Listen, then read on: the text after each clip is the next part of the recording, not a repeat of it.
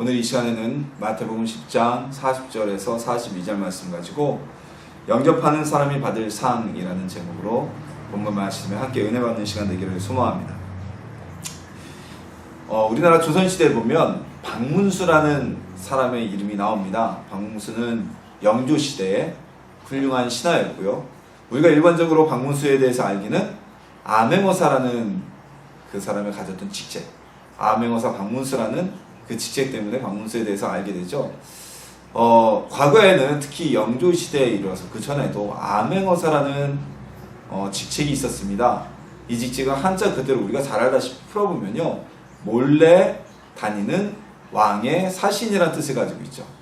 우리가 잘 알다시피 암행어사가 하는 일이라는 것은 우리가 알고 있는 대로 몰래 그냥 평복도 아니죠. 좀 보통 보면 암행어사 하면 TV 드라마나 사극 같은 데서 좀 누추하게 입죠. 누추한 옷을 입고 전국 방방곡곡을 돌아다니면서 탐관오리나 아니면 부당한 행정조치가 있는지 없는지 감시를 하고 그 조치를 왕에게 보고하든지 아니면 자신이 해결할 수 있는 일이면 주변 수령들에게 방을 돌려 그들을 힘을 빌어서 탐관오리를 처벌하고 잘못된 조치를 바르게 잡는 그러한 일을 하는 것이 바로 암행어사가 하는 역할이었습니다. 이 암행어사는 몰래 다녀 있기 때문에 어떤 뭐라 그러죠? 사모관대라고 그러죠. 사모관대. 그 직책에 맞는 관복을 입고 다니지도 못하였고요. 우리가 사극에서 자주 보듯이 좀 이렇게 누추하게 다녔던 것 같아요. 몰락한 양반처럼 보여야 사람들이 눈에 띄지 않기 때문에. 암행어사가 그냥 멋진 비단 옷을 입고 이렇게 돌아다니면 옛날같이 이웃 간의 교류도 왕래가 또 많지 않았던 시대에 사람들이 눈에 확 띄었겠죠. 아니 저 양반은 어디서 온 양반이길래 우리 동네를 이렇게 지나가나 하고 눈에 띌 거예요. 몰락한 양반이면, 몰락한 양반이라는 것은 폐가, 그러니까 망한 집안의 양반이라는 거죠. 꼴의 양반이라고 갓은 쓰고 다니지만 집이 없어서 여기저기 떠도는 그런 양반들, 그런 양반들이야 오늘날 우리가 노숙자 보듯이 이렇게 보는 게 그 당시에도 비슷한 시각이었을 테니까 아마 그렇게 다녔을 겁니다. 근데 암행어사가 이리 누추하게 하고 다닌다고 해서 그 암행어사를 갖다가 아주 그냥 거지 취급하고 박대한 사람들은 나중에 암행어사의 신분이 밝혀졌을 때 어떻게 되겠어요? 두려움에 떨었겠죠. 아주 심하게 박해한 사람들은 아마 같이 처벌을 받았을 겁니다. 그래서 그 암행어사가 누구인지는 모르지만 그래도 지나가는 불쌍한 과객이라고 해서 아니면 또 자신의 마음 때문에 그를 잘 섬기고 최대한 도움을 줬던 사람들은 어떻게 했어요? 분명히 암행어사의 신분이 밝혀졌을 때 상을 받고 또는 저 사람은 왕의 사신과 잘 아는 사람이라는 명예를 얻게 되었을 것입니다. 누가 보낸 사람을 영접하는 것, 암행어사는 왕의 사신이기 때문에 대단히 중요시겠고요. 오늘날 현대에도 마찬가지입니다. 우리가 아는 과거의 1차 세계대전이라고 불리는 큰 전쟁, 그 전쟁의 시작은요 딱 두 사람의 죽음으로 시작됐어요. 세르비아를 방문했던 오스트리아 황태자 내외를 세르비아의 급진주의자 청년이 암살함으로 인해서 1차 세계대전이 시작되었고요. 그 전쟁으로 전사자가 900만 명, 부상자가 2200만 명, 그리고 민간인 피해가 1000만 명에 이르는 어마어마한 결과를 낳게 되는 전쟁이 일어나게 됐습니다. 왜일까요? 오스트리아 황태자를 총으로 쏴서 암살한 것은 곧 오스트리아 제국에 대해 총구를 겨눈 거기 때문에 전쟁이 일어날 수밖에 없었어요. 이게 참 재밌는 얘기가요. 근데 그 세르비아 사람들은 그 오스트리아 황태자 부부를 쏜 청년을 그렇게 환영하거나 우리가 안중근 의사를 생각하듯이 윤봉길 의사나 그렇게 존경하지 않았다고 그럽니다. 오히려 굉장히 욕을 하고 미워했다고 합니다. 왜냐하면요, 그 암살된 오스트리아 황태자가 그때까지 전통적으로 내려오던 세르비아계에 대한 압박 정책을 바꿔서 서로 공존할 수 있는 정책을 추진하던 개혁주의자였기 때문에, 온건파 개혁주의자였기 때문에 많은 세르비아인들에게 지지를 얻었고 그 황태자 황위에 오르면 아마 많은 면에서 세르비아 사람들에게 이득이 되었을 것이라고 여겨졌는데 그런 친세르비아적인 정책을 가진 황태자를 쏴 죽였고요. 두 번째로는 그 전쟁으로 인해서 암살범은 감옥 안에서 편안하게 지내다가 편안한 건 아니겠지만 어쨌든 폐결핵을 걸려서 그냥 감옥 안에서 죽었다고 합니다. 하지만 그가 쏜 총으로 인해 일어난 전쟁으로 인해서 세르비아의 각지에 있는 사람들의 가족은 전쟁터로 끌려나가서 허무하게 전장에서 목숨을 잃는 일이 벌어졌기 때문에 모든 세르비아 사람들이 황태자 부부를 쏜 그 청년을 독립영웅이 아니라 아주 죽일 놈으로 생각했다 그래요. 자, 오스트리아 황태자가 오스트리아 군대를 훈련을 지휘하는 통감으로서 오스트리아를 대표해서 세르비아에 왔는데 그를 온전히 영접하지 못하자 그 책임이 세르비아 정부에게 넘어간 거예요. 오늘날도 마찬가지입니다. 우리나라의 뭐 미국 대통령이나 러시아 대통령이나 아니면 해외 국민들이 방문하면요, 그 경우의 책임은 1차적 책임은 방문국에 있어요. 우리 대통령이 미국 갈 때도 경우의 1차적 책임은 미국에게 있고요. 최근적 경우는 해당 국가의 경호원들이 하지만 그 경우에 대한 책임은 그 나라에 있어요. 굉장히 중요한 지역입니다. 미국 같은 경우도 국빈이 방문할 때는 미국 재무국산의 시크릿 서비스, 대통령을 경호하는 백악관 경호팀에서 맡고요. 우리나라도 외국 국빈의 경우는 경찰이 아닌 청와대 경호팀에서 경호실에서 맡게 되어 있어요. 그 나라 국빈이 우리나라에 와서 테러라도 당하면 이건 우리나라도 피해갈 수 없는 책임이 있기 때문이죠. 자, 우리가 누구를 어떻게 영접하느냐, 어떻게 맞아들이냐, 아맹어사건, 뭐 이웃나라의 황제건, 대통령이건, 하다못해 동네 우리 지역에 같이 사는 이웃 주민이건 어떻게 영접하느냐는 굉장히 중요한 일입니다. 어떻게 영접하느냐에 따라서 그 사람과 가까운 관계가 될 수도 있고 원수가 될 수도 있고, 그리고 원수였던 사이도 다시 화해하는 일이 생길 수가 있습니다. 성경에서도 롯은요, 소돔을 멸망하러 간 천사들을 성문에 앉았다가 그들을 영접하는 바람에 그의 온 가족이 하늘에서 내리는 불비로부터 구원을 받는 축복을 얻게 되었습니다.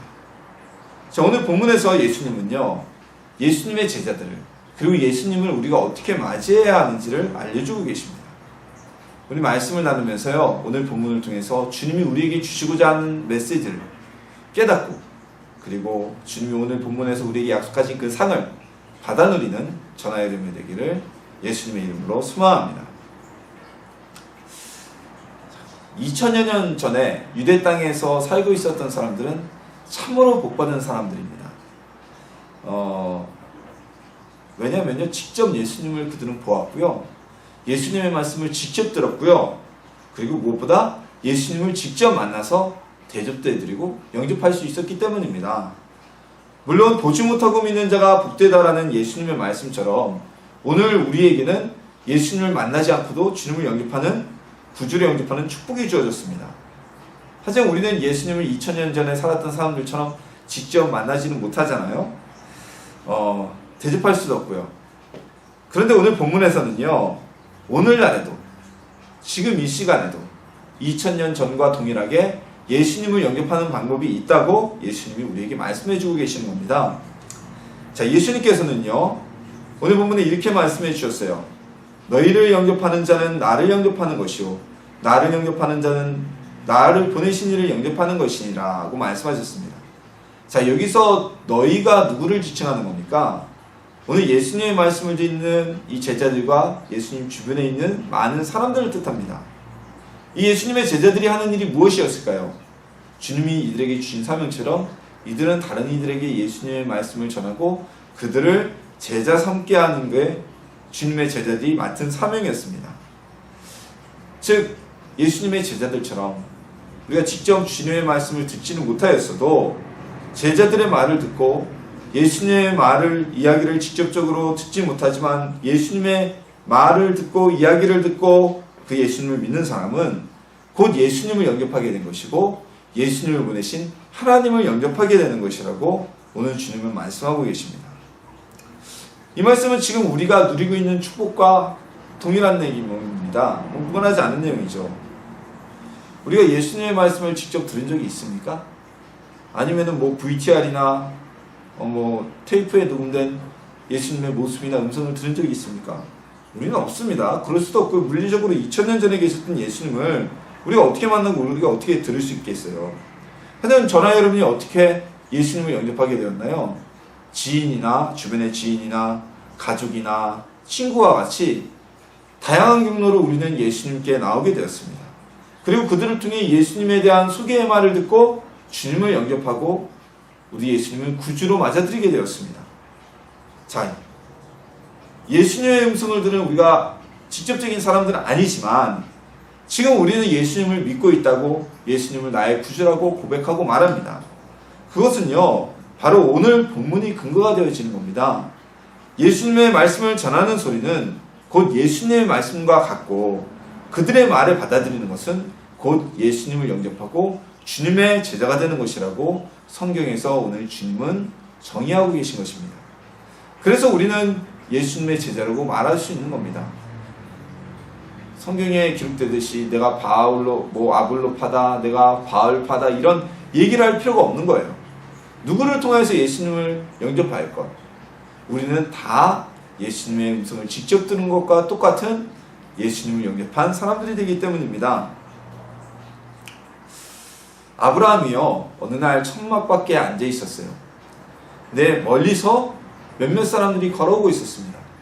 그러자 아브라함은 그들에게 가서 그들을 천막 안으로 영접해드리고 모셔드리고 식사를 제공합니다. 근데 아브라함이 영접한 이들은요, 그냥 지나가는 나그네가 아니라 그들은 소돔을 멸하러 가는 사명을 받은 하나님의 사자들이었습니다. 왜 쉽게 얘기하면 천사라 그러죠. 천사를 영접한 거네요. 그래서 아브라함이 장막 안으로 그들을 영접했을 때, 그리고 대접했을 때 이 천사들이 아브라함에게 말합니다. 우리가 더 이상 너에게 우리가 해야 될 일을 숨길 필요가 없겠다. 그리고 하나님께서 그들에게 주신 사명과 그들이 소돔을 멸하러 갈 것을 이야기를 합니다. 근데 성경을 보면요, 우리 창세기에 이 천사들, 즉 하나님의 사자들과 아브라함의 대화를 이렇게 기록하면서 어떻게 기록했냐면요, 아브라함이 하나님과 대화했다고 묘사하고 있습니다. 천사가 실상은 말한 것인데, 천사가 가로되 이게 아니라 하나님께서 아브라함에게 말씀하시되라고 이야기하고 있습니다. 근데 사실 그 얘기는 하나님이 직접적으로 그 장소에서 하신 것이 아니라 천사를 통해 전했던 말씀이라는 겁니다. 왜 그럴까요? 하나님의 사자가, 보낸 사자가 한 말은 곧 하나님의 말씀을 그대로 전한 것이기 때문에 하나님의 말씀을 들었다, 하나님과 대화했다고 묘사하고 있는 겁니다. 자, 이런 예는 우리 과거 역사 속에서도 쉽게 찾아볼 수가 있죠. 여러분 사극에서 많이 보셨을 거예요. 중국의 황제가 서신을 보내거나 아니면 우리나라에서도 왕이 금부도사나 누구를 보내서 어명이하고 얘기하면 딱 이렇게 편지를 펴둡니다. 그러면 그 말을 듣는 신하라거나 아니면 중국의 황제가 갔을 때 우리나라 왕이 그 편지 앞에 엎드립니다. 그 자리에 왕은 있지 않아요. 그걸 전하는, 그 말을 전하는 사람은 분명히 이 사람보다는 때론 낮은 지위일 수도 있어요. 근데 그 엎드려서 그 편지에 적힌 얘기를 다 듣고 잘하는 얘기 있죠? 그 뭐죠? 신하들이 성은이 만극하여이다 막 이런 얘기를, 명발 뜯겠나이다 이런 얘기를 하잖아요. 왜요? 그 편지를 읽는 그 사람은 그 순간에 왕의 말을 하고 있기 때문에, 황제의 말을 하고 있기 때문에 그대로 받아들이는 겁니다. 자, 오늘도 우리가 같은 개념으로 생각하면 됩니다. 그래서 오늘 우리가 성경을 읽을 때, 자, 여러분들 성경의 저자가 누굽니까? 창세기부터 우리가 일반적으로 신명기까지는 모세오경. 그래서 이건 모세가 쓴 성경이다. 그리고 알다시피 우리 마태복음은, 오늘 본 마태복음은 마태가 기록한 성경, 마가복음은 마가가 기록한 성경, 누가복음은 누가 기록했고, 또 쭉 가면 이제 어디서부터 해요? 로마서부터 쭉 나오는 서신서 대부분은 사도 바울이 쓴 서신서도 있고, 또한 베드로가 쓴 성경도 있고, 사도 요한이 쓴 성경도 있고, 여러 성경의 기자들이 오늘 성경을 기록했습니다. 그런데 우리는 성경을 뭐라고 합니까? 하나님의 말씀이라고 합니다. 베드로의 저술물이다, 마태의 저작물이다 라고 얘기하지 않고 하나님의 말씀이라고 얘기합니다. 자, 왜냐면요, 그들 모세나 바울이나 마태나 누가나 마가나 요한이나 베드로나 이 사람들이 자기의 마음대로 글을 쓴 것이 아닙니다. 자, 한 예를 드리자면요, 대필자라고 있습니다. 대필 작가들, 그렇죠? 대필 작가들이 무슨 일을 하냐면요, 원작자가 글솜씨가 없거나 아니면은 글을 쓰는 이런 능력이 많이 떨어진다고 생각할 때 불러서 시간이 없거나 그랬을 때는 그 이야기를, 원작자의 이야기를 듣고 대필로 대신 작성해주는 작가들이 있습니다. 그러니까 대표적인 게 자서전이죠. 자서전 같은 경우는 와서 작가와 함께 이렇게 이야기를 나누면 대필 작가가 그 사람의 이야기를 듣고 자서전을 기록해요. 근데 이 대필 작가의 철칙이 있어요. 어떠한 일이 있어도 이 사람들은 작가지만 그 원작자들의 글을 대신 적기는 하지만 그들의 의도를 왜곡하거나 편집해서는 안 됩니다. 문장력으로 이렇게 가다듬어 줄 뿐이에요. 독자들이 읽기 쉽게. 자, 우리 성경을 기록한 마태나 마가나 모세나 뭐 이런 사람들에 비해서 우리는 저자라고 하지 않고 기자라고 합니다. 기자. 받아 쓴 사람, 사실 그대로 받아 쓴 사람이다, 이렇게 얘기를 해요. 즉 오늘 성경은 마태나 마가나 모세나 뭐 바울이 썼지만 이것은 그들이 하나님의 말씀을 듣고 그것을 우리의 언어로 기록한 것이기 때문에 우리는 이 말씀을, 성경을 마가의 말, 바울의 말, 모세의 말이라고 하지 않고 하나님의 말씀이라고 인정하고 있는 겁니다. 그래서 제가 오늘도 성경을 들어서 말씀을 전하잖아요. 누군가가 성경을 들어서 설교를 하고 하나님 말씀을 전한다면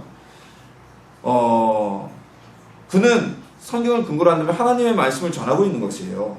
이게 바로 설교를 하는 설교자의 권위가 서는 배경입니다. 이 권위는요, 뭐 나이에서 오는 것도 아니고 학벌에서 오는 것도 아니고 어떤 외모에서 나오는 것도 아닙니다. 바로 오늘 예수님의 말씀이 근거가 되는 거예요. 나를 영접하는 자는 너희의 말을 듣고 너희를 영접하는 자는 곧 나를 영접하는 것이고 나를 영접하는 자는 나 보내시는 아버지를 영접하는 것이다.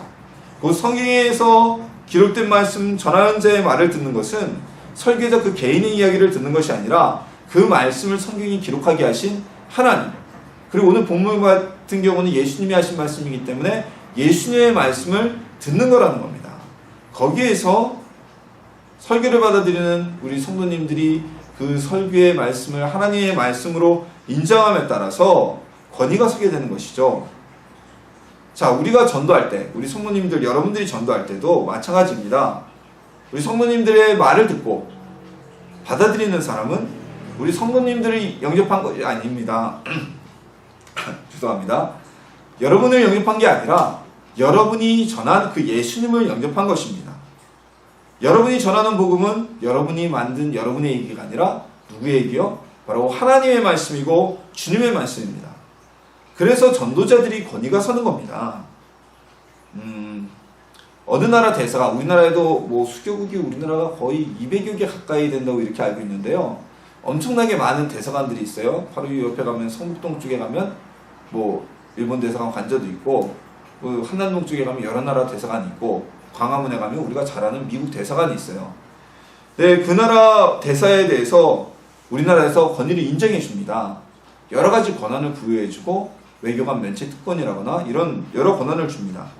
그것은요, 그 나라의 대사가 어떤 뭐 어벤져스급의 히어로급의 무슨 캡틴 아메리카나 아니면 뭐 아이언맨이라거나 이런 능력이 있어서가 아닙니다. 그 사람은 한 개인에 불과하지만 그 대사를 파송한 국가의 권위가 대사를 통해 인정되고 있는 겁니다. 그 국가의 권위를 인정하지 않으면 그 대사는요, 그 순간 자연인에 불과합니다. 미국 대사가 만약에 오늘 미국 본국으로부터 대사 임명해서 파면을 당했다. 그럼 그 사람은 그 순간부터 우리 대한민국 정부에서 볼 때는 일개 미국인일 뿐이지 모든 외교관의 지위를 동시에 박탈당하게 됩니다. 자, 사람들이 예수님을 영접할 수 있도록 주님의 권으로 복음을 전하는 여러분들이 되시기를 소망합니다. 복음 전할 때 내 얘기가 안 들어지면 어떡하지? 난 말주변이 없지? 아니에요. 그건 여러분의 얘기가 아니라 하나님의 말씀을 전하는 겁니다. 우리가 믿음을 가지고 전할 때 하나님이 듣는 사람들의 귀에 주님의 말씀으로 듣게 된다면 우리가 하는 말주변이 없고 우리의 말에 어떤 조리가 없어도 주님은 그들을 구원하고 예수님을 영접하게 만드실 것입니다. 자, 그리고 두 번째로 오늘 말씀에서 예수님은 예수님의 권위로 복음을 전하는 소리를 받아들이는 사람, 즉 예수님을 영접하는 사람들에게는 어떠한 상이 주어질 것인지를 말씀하고 계십니다. 자, 어떤 상일까요? 선지자의 이름으로 선지자를 영접하는 자는 선지자의 상을 받을 것이요, 의인의 이름으로 의인을 영접하는 자는 의인의 상을 받을 것이요. 선지자의 말을 받아들이는 사람은요, 선지자가 받을 상을 똑같이 받게 될 것이고, 의인이 전하는 말을 의인으로서 받아들이는 사람은 그 사람도 의인이 받을 상을 똑같이 받게 된다는 것입니다. 즉, 이 무슨 얘기냐면요, 쉽게 말씀드리면 예수님의 말씀을 받아들였어요. 그리고 예수님을 구주로 영접했어요. 그 사람은 주님이 주시는 영광과 복음을 전하는 자가 전하는 영광과 똑같은 영광의 상을 받게 될 것이라고 우리가 적용할 수가 있습니다. 전하는 사람도 상이 있지만 그들의 권위를 인정하고 영접하는 자들에게도 동일한 상이 주어질 것이라는 것을 오늘 말씀에서 약속하고 계신 거예요. 자, 구약 성경에 보면요, 하나님의 말씀을 전하는 선지자와 예언자들을 영접하는 일이 거의 없었습니다. 거의. 대부분 핍박하고 그들을 조롱하고 그들의 말을 듣지 않고 배척했습니다. 그래서 그들은 어떻게 됩니까? 결국 심판에 이르게 되고 멸망에 이르게 됩니다. 자, 예수님이 이 세상에 계실 때에도요, 예수님의 말씀을 받아들이고 예수님을 맞이했던 이들은 많지 않았습니다. 수만 명의 무리들이 예수님을 쫓아다녔지만, 따라다녔지만 그들은 각자 현실적인 문제 해결을 위해서 예수님을 쫓은 이들이 많았습니다. 그렇기 때문에 예수님이 십자가에서 죽음을 맞이하게 되었을 때 누구도 예수님을 위해서 변호하지 않았고 예수님을 따랐던 이들이 많지 않았습니다. 거의 없었어요. 더 이상 예수님을 지지하고 따라봐야 이득을 취할 것이 없었다고 생각했기 때문이겠죠. 하지만 막달라 마리아나 살로메처럼 예수님이 죽으시는 그 자리까지, 그리고 누이신 무덤까지 끝까지 찾아왔던 이들이 있습니다. 이 사람들은요, 함께 예수님을 쫓았고 따랐지만 성경이 기록되지 않은, 이름이 기록되지 않은 수많은 사람들과는 달리 성경에 분명히 이름이 기록되어져 있습니다. 그래서 오늘날 우리가 이들의 이름을 기억하고 오늘날까지 제가 방금 전에 예를 들었듯이 예수님을 진심으로 영접하고 따랐던 사람이라는 명예를 얻게 되었습니다. 무엇 때문일까요? 이들은 진심으로 예수님을 맞이하고 영접하였기 때문입니다. 자, 우리 하나님은 참 좋으신 분이십니다. 세상에 자기를 영접한다고 상을 주시는 분이 어디 있습니까? 그것도 만약에 우리가 과거에 통신사에서 많이 그랬죠. 인터넷 써주시면 뭐 얼마를 드립니다. 우리 교회도 인터넷 그렇게 했어요. 뭐 3년 쓰니까 3년을 써주면은 의무적으로 한 30몇만 원인가 이렇게 줬던 것 같아요. 1년치 요금을, 성금을 주는 거죠. 근데 왜 그렇게 하겠어요? 그래도 돈이 남으니까 3년을 쓰면 그 돈을 줘도 자기네가 남으니까 하는 거죠.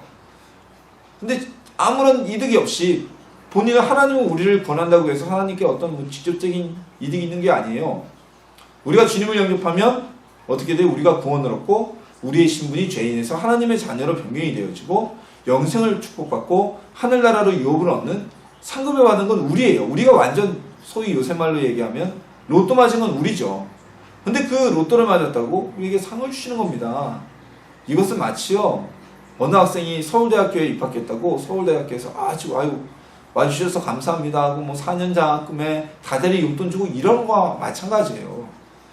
상을 받을 수 있는 사람은 원래 극소수잖아요. 서울대학교는 대학에서도 거의 뭐 수석급에 가까운 친구들만 그런 상을 받지만 오늘 말씀해 보면 예수님을 영접하는 자, 선지자들을 영접하는 자, 그 누구라도 이런 상을 주신다는 겁니다. 참 좋으신 분이에요. 이런 분이 또 어디 계실까요? 오늘 말씀처럼 선지자와 예언자와 의인들의 상이 주님을 영접한 우리들에게 주어졌기 때문에 우리가 예수님을 영접하면 약속된 축복을 얻게 된 것입니다. 영적인 축복과 함께 이 땅에서 삶의 축복도 얻게 된 것이에요. 하늘나라의 영광의 축복도 거기 들어가여 누릴 수 있게 된 것입니다. 주님을 영접한 우리 성도님들, 우리는 하나님의 축복이 주어진 하나님의 자녀라는 사실을 기억하시고 그 축복을 누리는 주님의 백성이 되기를 예수님의 이름으로 소망합니다. 자, 마지막으로 예수님은 제자라는 이유로 복음 전파자들을 영접하는 이들에게 주어질 상급을 말씀하고 계십니다. 오늘 우리 개역개정판 성경은 조금 어렵게 번역된 부분이 있어서요, 제가 새번역 성경 본문으로 42절 말씀을 읽어드리겠습니다. 내가 진정으로 너희에게 말한다. 이 작은 사람들 가운데 하나에게 내 제자라고 해서 냉수한 그릇이라도 주는 사람은 절대로 자기가 받을 상을 잃지 않을 것이다. 자, 여기서 예수님이 말씀하신 이 작은 사람들은 누굽니까? 바로 제자들을 의미합니다. 근데 왜 하필이면 작은 사람이라고 예수님이 칭하셨을까요? 정말 제자들의 키가 작아서일까요? 아니죠. 이 작은 사람이라는 의미는요, 외모가 보잘것없는 사람, 사회적 지위가 낮은 사람 또는 나이가 적은 사람, 배움이 적은 사람이라도 예수님의 말씀을 전하는 사람들을 예수님의 제자로 인정한다는 것을 뜻합니다. 볼품없는 사람이라도 너희가 나의 제자로 인정하면, 이런 말씀이에요. 자, 사람들은요, 눈에 띄는 외모를 가지고 사람들을 평가하고 판단합니다. 자, 제일 먼저 뭐가 눈에 띌까요? 외모가 눈에 띄죠. 잘생긴 외모나 아름다운 외모, 또한 건장한 키, 또는 정말 아리따운 몸매를 가진 사람들, 그리고 그 외에 무엇이 눈에 띕니까? 그 사람이 가진 재산, 사회적 지위, 학벌 등등 여러 가지 요건을 종합해서 타인의 지위를 우리 마음속에 새기고 평가를 하고 위치를 놓게 됩니다. 자, 이것은 인간의 본성이에요. 심지어 하나님의 큰일을 행했던 선지자 사무엘조차도 다윗의 형제들을 보고 그들의 외모를 보고 그들을 평가하게 되었었습니다. 하지만 하나님께서는 외모로 사람을 판단하는 분이 아니십니다.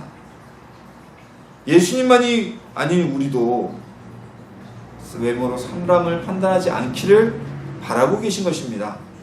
자, 아무리 외모가 보잘것없다고 할지라도 예수님의 제자로 인정하고 예수님을 섬기듯이 많은 게 필요한 게 아니에요. 물 한 잔이라도, 물 한 컵이라도 섬기는 사람은 그들의 상을 놓치지 않도록 주께서 축복하여 주신다는 말씀입니다. 예수님의 제자를 섬기는 것은 많은 물질이 있는 게 아니에요. 많은 돈이 들어가는 것이 아니에요. 단지 진심으로 그를 주님이 보낸 주님의 제자로 영접하고 물 한 컵이라도 섬기는 모습을 한다면 그 사람은 주님을 섬긴 것처럼 예수님을 섬긴 것과 동일하게 해주셔서 그의 상을 빼앗지 않도록 보장해 주신다는 겁니다. 자, 이 말씀은 오늘날 우리나라 교회들에게 아주 진정 필요한 말씀입니다.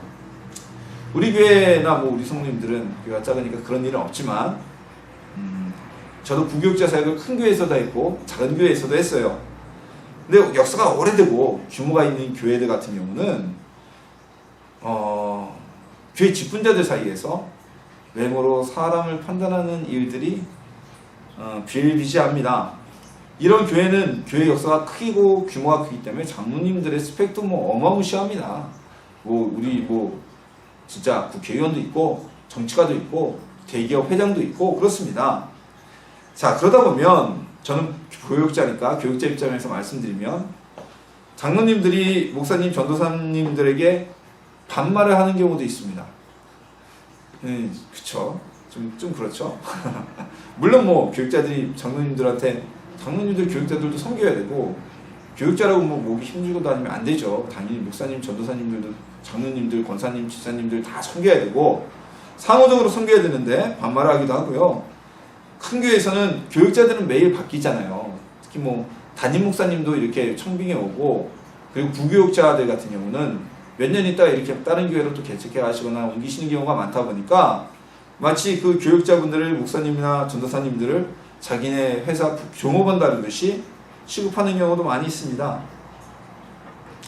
그리고 우리나라 교회 장로님들 중에 아주 그냥 하지 말아야 될 일을 하시는 분들이 참 많아요. 왜 이럴까요?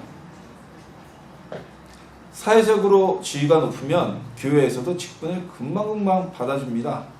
교회 내에서 아주 수직 상승해서 고속 성장을 하죠. 고속 성장. 금방 집사되고 금방 권사되고 금방 안수집사되고 금방 장로가 됩니다. 자, 이게 무엇일까요? 외모로 사람을 판단하는 거죠. 오늘 말씀을 그대로 적용해 볼까요? 하나님의 말씀을 전하는 목회자들이 인정하지 않는 것은요, 그들을 임명하신 예수님을 인정하지 않는 거예요. 목회자들이 나이가 어릴 수도 있어요. 그렇죠? 그리고 목회자들이 외모가 또는 학벌이 마음에 안 들 수도 있어요. 사람이니까.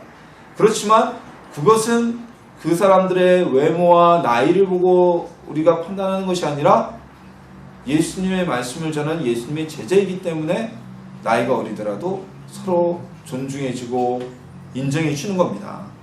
이건 제가 목회자라서 목회자 편을 드는 게 아니에요. 오늘 말씀에서 예수님이 하신 말씀을 그대로 제가 전해드리는 겁니다.